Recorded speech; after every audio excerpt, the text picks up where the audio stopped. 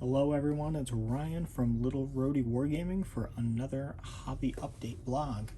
We're in the middle of vacation season, so our filming schedule is still a little interrupted at the moment, and well, by the time this gets uploaded, I will be out exploring some mountains and doing some camping. So I hope everyone else is enjoying their summer as well. So a few things I wanted to kind of touch on today is just a little update as far as some of the stuff that I'm working on. And we'll start off with some of the things that I talked about in the last video. One of them being the commandos that I'm working on. Quite a few of you were kind of interested in that, especially with the basing that I was working on. And here is the finished Bren Gunner. Got the slate on. All I really did was just throw some shade down on it, dry brush it a bit, and super glue it right on there.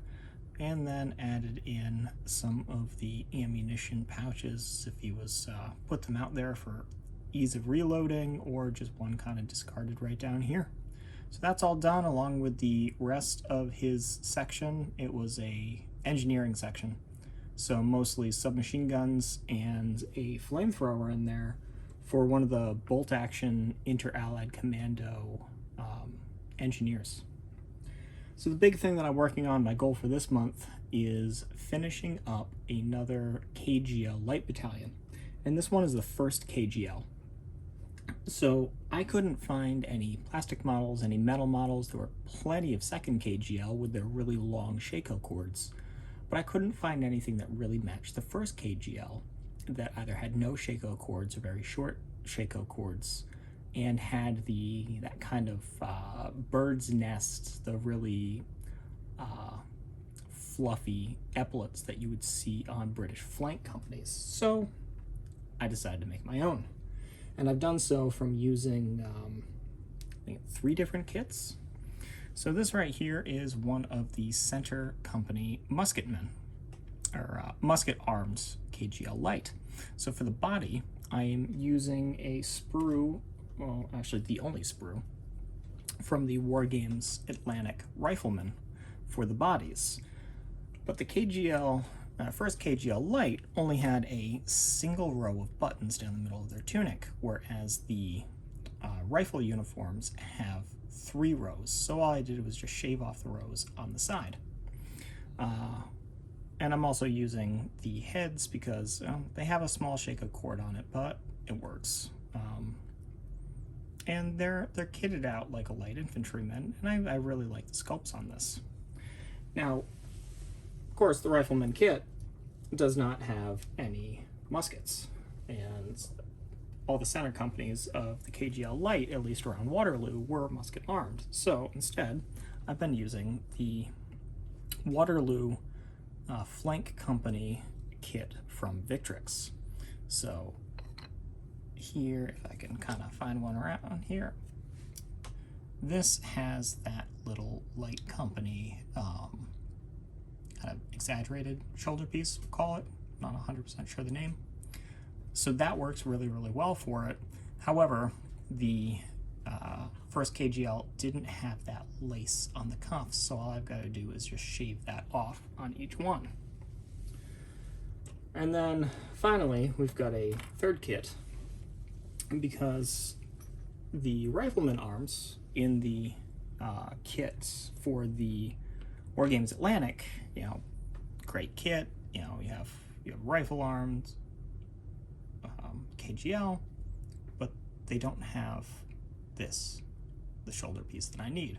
So on this particular model, this is the musician for the battalion, and he's carrying his musket, but I used the Warlord Games Waterloo infantry to get this little epaulet here, because if you look at the Waterloo one, I've already clipped this one off. That's the one that I used for the musician, but you have these right here, and they're really kind of a pain to work with. And oddly enough, they don't actually fit the models too well that they're supposed to fit. So that's just kind of a nightmare. But they fit extremely well on the Rifleman arms. So it molds in quite well there, and when it's all primed and then later painted up, I think it'll look quite nice. And then the officer was pretty straightforward. All I did was just throw the light infantryman Shako on him.